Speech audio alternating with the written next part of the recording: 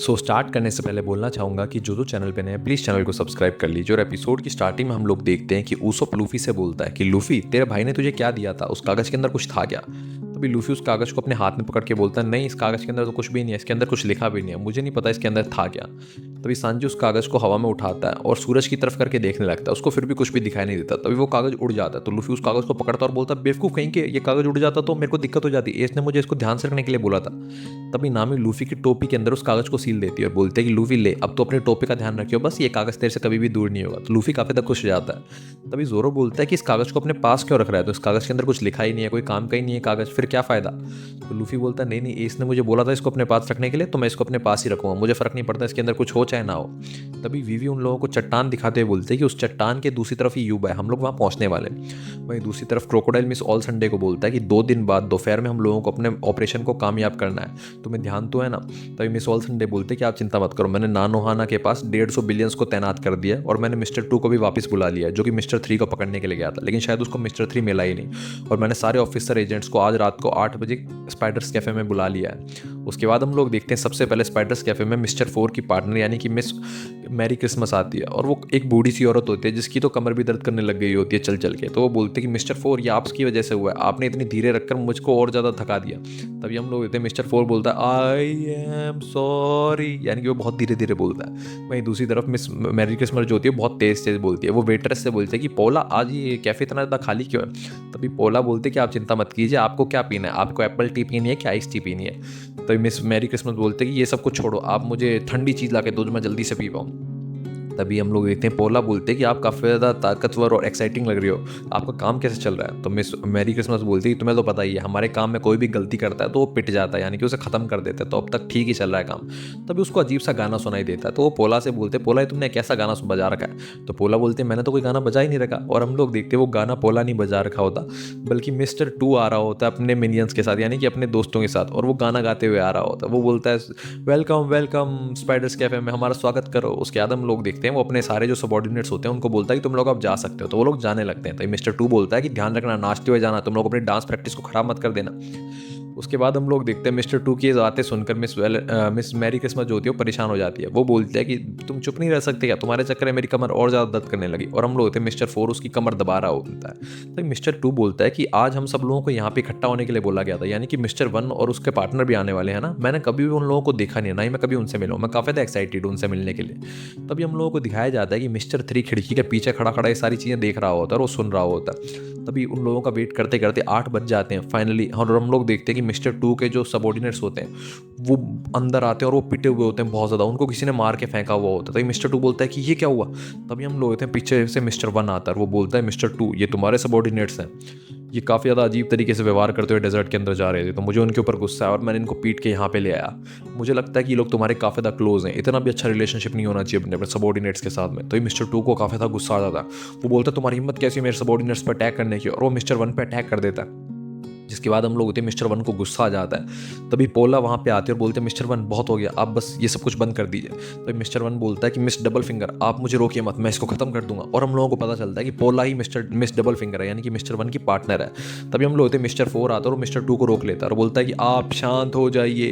तभी पोला बोलते हैं कि 8 बज चुके हैं, सारे एजेंट्स जो आने थे वो आ चुके हैं और मेरे पास एक लेटर भी आ चुका है स्पाइडर कैफे के अंदर जो आने वाला था। उस लेटर के मुताबिक हम सब लोगों को रेन बेस जाना है सिटी ऑफ ड्रीम्स। और हम लोग होते हैं पोला अपने बाल खोल लेती है और वो अपने असली रूप में आ जाती है मिस डबल फिंगर वाले में, और वो बोलते हैं कि हम लोगों को वहाँ पे हमारे बॉस मिलेंगे जिनको आज तक हम लोगों ने कभी देखा ही नहीं है। वहीं दूसरी तरफ मिस ऑल संडे बताती है कि वो सब लोग रेन बेस में आने वाले होंगे, मैंने उनको लेने के लिए बुंची को भेज दिया है। और हम लोग होते हैं बुंची एक बहुत बड़ा सा टर्टल होता है जो कि रेगिस्तान में चल सकता है। वहीं दूसरी तरफ हम लोग देखते हैं मिस्टर 2 बोलता है मुझे कभी लगा नहीं था कि पोला ही मिस डबल फिंगर होगी। वहीं दूसरी तरफ हम लोग देखते हैं क्रोकोडाइल मिस ऑल संडे से बोलता है कि नानोहाना में जो बिलियंस मारे गए थे उनकी जगह तुमने रिप्लेस कर दिया गया।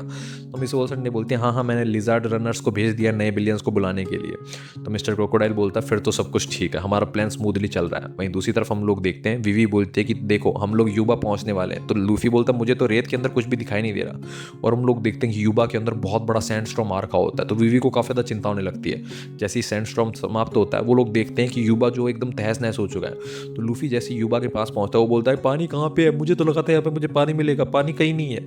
और हम लोग होते हैं विवी काफ़ी ज़्यादा चिंता में आ जाती है। वो बोलती है कि ज़मीन इतनी ज़्यादा ऊपर आ चुकी है सैंड स्टॉर्म की वजह से, शायद पानी सब कुछ खत्म हो चुका है। तभी उन लोगों को एक बंदा दिखाई देता है जो कि वहाँ पे खुदाई कर रहा होता है। वो बोलता है तुम लोग ट्रैवलर्स हो, है ना, यहाँ पे पानी तो नहीं है, लेकिन तुम लोग अगर चाहो तो टाउन के अंदर रुक सकते हो, यहाँ पे रुकने के लिए बहुत सारी जगह है, मुझे माफ़ कर देना, मुझे पता है तुम लोग थक चुके होगे अपने ट्रैवल की मदद से। और हम लोग होते हैं, जैसे ही वो बंदा उनकी तरफ देखता है, विवी अपना मुंह छुपा लेती है। विवी को डर लगता है कहीं उसको कोई पहचान ना ले। तो ये वो बंदा बोलता है कि यूबा के अंदर बहुत सारे होटल हैं, तुम किसी के अंदर भी रुक सकते हो। आखिरकार यूबा बना ही ट्रैवलर्स के लिए गया था।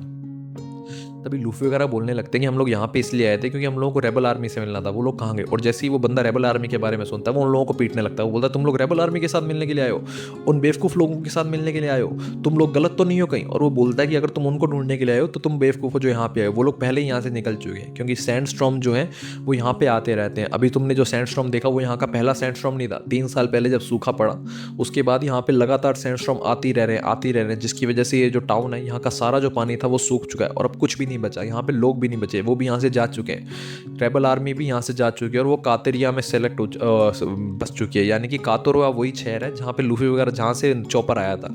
तो लूफी बोलता है विवी ये कातोरुआ कहाँ पे है, यहाँ से पास में है क्या? तभी चॉपर बोलता है कि कातोरुआ तो वही जगह है ना जहाँ पे मैं खो चुका था और लैशिस मुझे वहाँ से लेकर आया था। तभी लैशिस उनको कुछ बताने लगता है। तो चॉपर उसको ट्रांसलेट करते हुए बताता है कि कातोरुआ में मैंने जब चॉपर को बचाया था तब मैं रेबल आर्मी को सामान पहुंचाने ही तो जा रहा था। और जैसे ही लूफी वगैरह ये बात सुनते हैं वो उसको पीटने लग जाते हैं। वो बोलते हैं बेवकूफ़, ये तो पहले नहीं बता सकता था, हम लोग इतनी दूर क्यों चल कर आए फिर? तभी हम लोग होते हैं, लूफी के मुंह से विवी का नाम सुनकर वो बंदा पहचान जाता है। वो बोलता है विवी, क्या तुम सच में विवी हो? तभी लूफी बोलता है नहीं नहीं, ये विवी नहीं है, ये प्रिंसेस तो बिल्कुल भी नहीं है। तो जोरो उसको मुक्का मार के बोलता है बेवकूफ, अब तो तूने उसको पक्का यकीन दिला दिया। तो वो बंदा विवी को पकड़ के बोलता है विवी तुम जिंदा हो, थैंक गॉड तुम जिंदा हो। क्या तुम मुझे पहचान सकती हो? शायद तुम मुझे पहचान नहीं पा रही हो। तुम कैसे पहचानोगी? मैं मोटा हो चुका हूँ, मैं तुम्हें ब्लेम भी नहीं करूंगा। मैंने थोड़ा सा वजन, सॉरी मैं पतला हो चुका हूँ, मैंने अपना वजन कम कर लिया है। और तभी विवी उसको पहचान जाती है। विवी बोलती है आप तो मिस्टर तोतो। और जैसे ही विवी मिस्टर तोतो का नाम लेती है, नाम ही भी उसको पहचान जाती है। और ये वही तोतो होता है जिसका बेटा कोजा था और वो दोनों निकले थे युवा टाउन बसाने के लिए। तभी हम लोग देखते हैं तोता बोलता है मिस विवी आप अभी तक जिंदा हो, मुझे मैजेस्टी पे पूरा विश्वास है।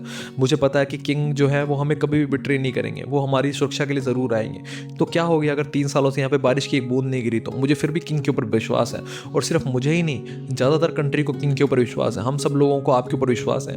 मैंने उन रेबल्स को रोकने की भी कोशिश करी लेकिन उन्होंने मेरी बात नहीं सुनी। वो लोग बेवकूफ़ हैं जो किंग के खिलाफ जाना चाहते हैं। लेकिन मैं तुम्हें एक बात बताऊं, उनकी स्ट्रेंथ भी लिमिट पे है, वो लोग इससे ज़्यादा कुछ भी नहीं कर सकते, वो भी हार मानने वाले हैं। इसलिए उन्होंने तय किया है कि वो अपने इस अटैक में ऑल आउट जाएंगे और वो सब कुछ खत्म कर देंगे। और फिर उसकी आंखों में आंसू आ जाता है। वो बोलता है कि वो लोग मरने के लिए तैयार है, विवी प्लीज़ उन्हें रोक लीजिए, मिस विवी आप उनको मरने मत दीजिए। तो विवी बोलते हैं कि आप चिंता मत करो, मैं इस रिबेलियन को रोक कर दिखाऊंगी। वहीं दूसरी तरफ हम लोगों को कोजा का सीन दिखाया जाता है जो कि कातरुआ टाउन में बैठा होता है और वो सोच रहा होता है अपने पुराने दिनों के बारे में, जब उसने विवी को बोला था कि हम लोग युबा को एक अच्छी टाउन बसाएंगे। तभी हम लोग देखते हैं वहाँ पे उसका एक सबॉर्डिनेट आता है और उसको बोलता है कि मैंने सारे रेबल आर्मी इसको कांटेक्ट कर दिया, हम सब लोग एक साथ हैं। तो कोजा बोलता है कि ठीक है, अब हम लोगों का उनके ऊपर अटैक करने का टाइम आ चुका है। तभी वो सबॉर्डिनेट बोलता है कि हाँ हम लोग अटैक तो करेंगे लेकिन हमारे पास अभी भी इनफ वेपन्स नहीं है। तो कोजा बोलता है कि हमारे पास कोई और चॉइस भी तो नहीं है, हम लोगों को उनके ऊपर अटैक करना ही होगा। इस कंट्री को अगर कोई बचा सकता है तो वो है हम लोग। इसी के साथ एपिसोड खत्म हो जाता है। अगले एपिसोड के लिए बने हमारे साथ, तो बाय बाय।